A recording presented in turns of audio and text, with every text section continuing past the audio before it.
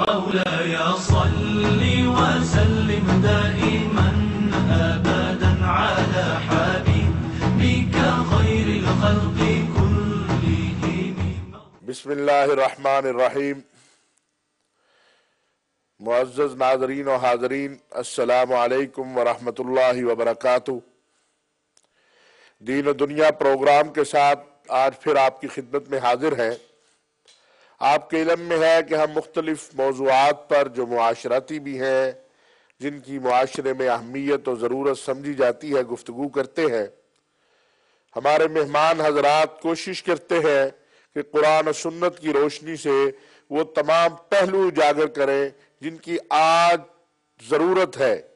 قرآن کریم تو قیامت تک کے لیے ہے، رسول اللہ صلی اللہ علیہ وسلم کی حدیث طیبہ قیامت تک کے لیے ہے، سیرت طیبہ قیامت تک کے لیے ہے، لیکن ہم بھولے ہوئے ہیں اور اسی وجہ سے آج ہم رسوا ہے، خوار ہے، ہمیں رستہ نہیں مل رہا ہے.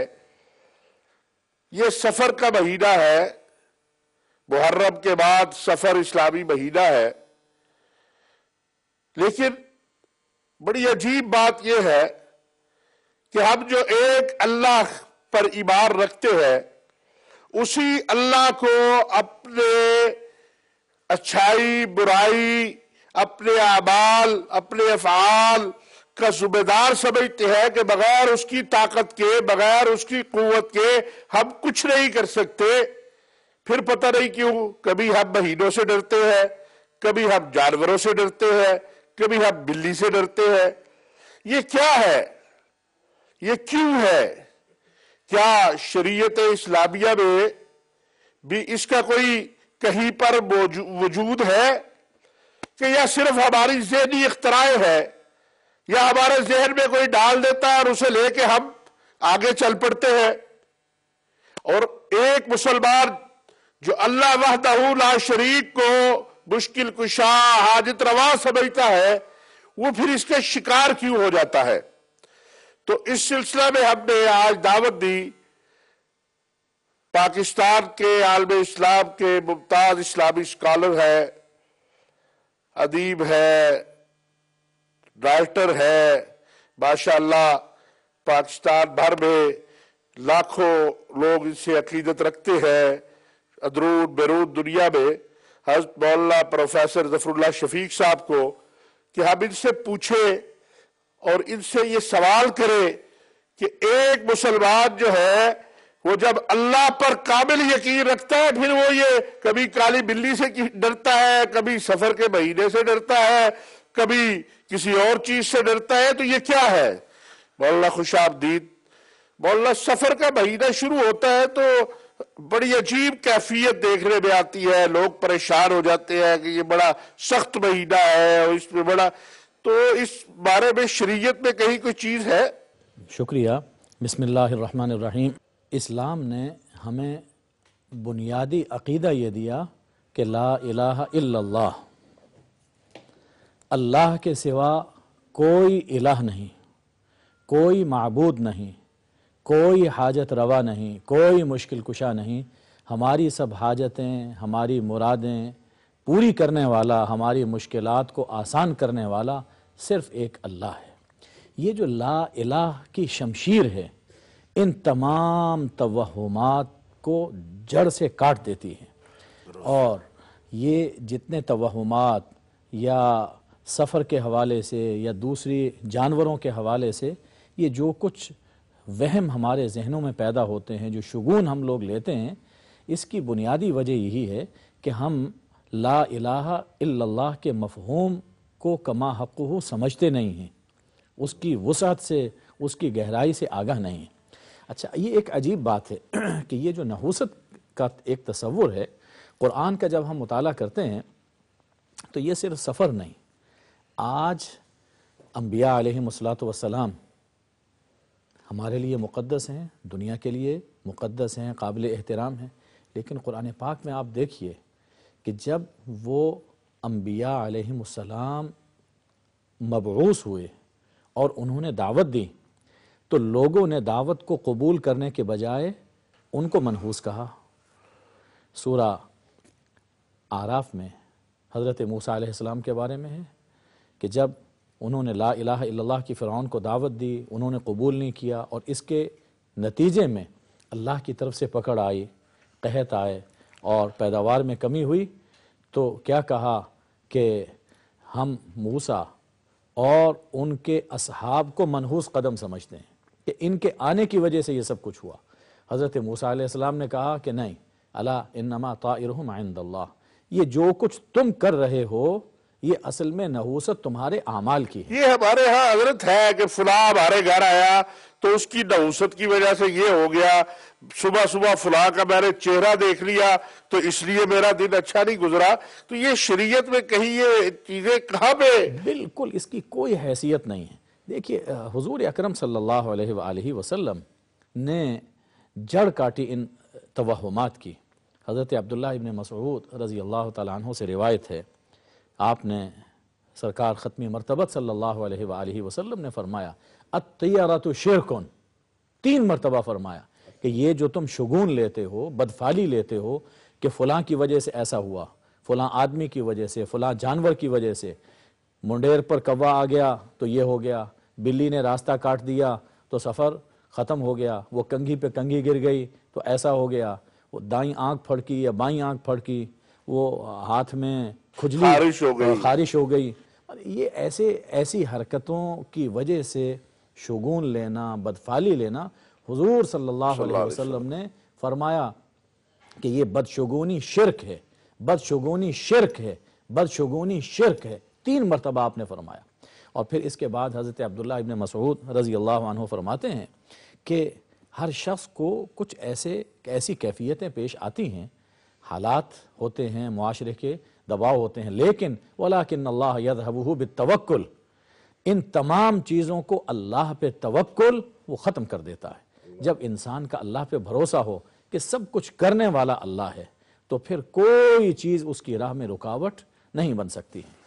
حضور اکرم صلی اللہ علیہ وآلہ وسلم نے ایک اور موقع پر ارشاد فرمایا کہ جب تم دیکھو کہ کوئی چیز ناگوار تمہارے سامنے وہ پیش آ رہی ہے تو کیا کہو، اللہم لا یأتی بالحسنات الا انت ولا یدفع بالسیئات الا انت، کہ اے اللہ جو کچھ بھلائیاں ہیں وہ تو ہی عطا فرماتا ہے اور جو کچھ برائیاں ہیں انہیں تو ہی دور کرتا ہے، ولا حول ولا قوت الا بک۔ بس جب یہ انسان کا یقین ہو جائے کہ سب کچھ دینے والا اللہ، ہر مصیبت کو ٹالنے والا اللہ، تو پھر یہ تمام وہم اور یہ شگون خود بخود ختم ہوتے چلے جاتے ہیں۔ تو اس لیے ایک مسلمان کو ان چیزوں کی تو قطعاً کوئی پرواہ ہی نہیں کرنی چاہیے کہ فلاں مہینہ آیا اور اس کے نتیجے میں یہ سب کچھ ہوا۔ یہ جاہلی تصور، اب یعنی زمانہ قدیم یعنی رحمت والے مہینے تو ہیں جی، زحمت والا کوئی نہیں ہے۔ مہینہ زحمت والا نہیں، کوئی مہینہ زحمت والا نہیں ہے۔ یہ عرب میں دور جاہلی میں بھی یہ چیز تھی کہ وہ سفر کو سمجھتے تھے کہ شاید یہ نحوست کا مہینہ ہے، اور اصل اس کی وجہ کیا ہے؟ اس کی ایک وجہ ہے، یعنی سفر کا لفظ وہ صاد فے رے، ہمارے ہاں صفر کہتے ہیں، زیرو، جی جی صفر جب لکھا جاتا ہے تو وہ خالی ہوتا ہے۔ درست ہے۔ زمانہ قدیم میں یہ تھا، لسان العرب میں ابن منظور رحمہ اللہ نے یہ لکھا ہے، 3 مہینے حرمت کے تھے عرب میں، اب بھی ہیں، کہ ذوالقعدہ، ذوالحجہ اور محرم، کہ جن میں لوٹ مار، لڑائی، یہ سب چیزیں خون بہانا، یہ عرب اس کو حرام سمجھتے۔ اسلام نے تو پورے سال میں خون ریزی کو حرام کیا ہے۔ درست عرب ان 3 مہینوں کا اور چوتھے رجب کے مہینے کا خاص طور پہ احترام کرتے تھے، درست۔ تو انتظار میں رہتے تھے کہ محرم ختم ہو، اس کے بعد ہم لوٹ مار شروع کریں، باہر آزادی ملے۔ اچھا، جب وہ گھروں سے باہر نکلتے تھے تو گھر خالی ہو جاتے تھے۔ عربی میں کہتے ہیں کہ بیتن صفرن، کہ یہ خالی گھر ہے، سفر من المتاع، سامان سے، اثاثے سے گھر خالی ہو گیا۔ تو وہ گھر خالی ہونا یہ ہے اصل میں لوگوں نے رفتہ رفتہ اس کو یہ سمجھ لیا کہ یہ سفر صفر ہے، یعنی خیر سے خالی ہے۔ اللہ اکبر۔ رفتہ رفتہ یہ تصور ہو گیا۔ اسی لیے حضور اکرم صلی اللہ علیہ وسلم نے اس خیال کو رد فرمایا اور ارشاد فرمایا کہ لا عدوى ولا طیرۃ ولا ہامۃ ولا سفرہ۔ یہ جو سفر کے بارے میں لوگوں کا خیال ہے کہ اس میں نحوست ہے اور اس کو برا مہینہ سمجھتے ہیں، بہت تیز سمجھتے ہیں، فرمایا کہ لا سفرا، اس کی کوئی حقیقت نہیں۔ اچھا، رسول اللہ صلی اللہ علیہ وسلم نے فرمایا، یہ حضور علیہ السلام نے فرمایا، سنن ابی داود میں یہ روایت ہے، لا سفرا۔ آپ نے یہ جو وہی لا الہ کی جو شمشیر ہے وہ اسی سفر کے اوپر چلائی ہے کہ یہ جو اس کی نحوست کا تصور ہے یہ بالکل غلط ہے۔ اچھا، خاص طور پر آپ نے اشرفی صاحب دیکھا ہوگا، ذرا پوری حدیث کے الفاظ دوبارہ اگر ایک بار ہمارے دیکھنے والوں کے لیے آپ جی فرمائیں۔ آپ نے فرمایا کہ لا عدوہ ولا طیرۃ ولا حامۃ ولا سفرہ، کہ یہ انسان سمجھتا ہے کہ میں فلاں کے ساتھ ملا بس بیمار ہو گیا، درست، یہ غلط ہے، یہ نہیں، درست۔ صرف ہوتا وہ ہے جو اللہ کی طرف سے ہے۔ اسی طرح یہ جو بدشگونی لینا ہے، فلاں جانور یا فلاں انسان یا فلاں جگہ بڑی بھاری ہے، فلاں جانور بڑا وہ بھاری ہے، ہماری بھاری، فرمایا کہ یہ چیز نہیں۔ اسی طرح ولا حامتا، یہ جو الو کے بارے میں سمجھا جاتا ہے کہ بڑا منحوس ہے، فرمایا کہ کوئی اس کی حقیقت نہیں۔ اچھا، یہ بھی ایک بڑی دلچسپ چیز ہے کہ الو کو منحوس سمجھتے ہیں۔ اسی کو ہم مولا آگے بڑھائیں گے۔ ابھی ناظرین، جب اللہ کے نبی صلی اللہ علیہ وسلم فرما رہے ہیں کہ سفر کوئی حقیقت نہیں ہے، کوئی پریشان ہونے کی ضرورت نہیں ہے، کوئی گھبرانے کی ضرورت نہیں ہے، جب اللہ کے نبی صلی اللہ علیہ وسلم فرما رہے ہیں کہ بدشگونیوں سے بچو، تو پھر اگر ہم مسلمان ہیں اور ہم اللہ وحدہ لا شریک کو ایک سمجھتے ہیں، اسی کو مشکل کشا، اسی کو حاجت روا، اسی کو اپنے مسائل کا حل کرنے والا سمجھتے ہیں، اور اس کے نبی کو اپنا نبی سمجھتے ہیں، اس کے نبی محمد عربی صلی اللہ علیہ وسلم پر اپنا سب کچھ فدا کرنا جانتے ہیں، تو پھر خدا را یہ افواہیں، یہ بدشگونیاں، یہ پریشانیاں کہ سفر آ گیا ہے پتہ نہیں، یہ اس کی بجائے اس راستے کو اختیار کیجیے جو دین اسلام نے ہمیں دیا ہے، وہ دین اسلام جو آپ کا بھی ہے، جو میرا بھی ہے۔ ابھی لیتے ہیں ایک وقفہ، اور وقفے کے بعد پروفیسر صاحب سے اسی موضوع پہ آگے بات کریں۔ مولاي صل وسلم دائما أبدا على حبيبك خير الخلق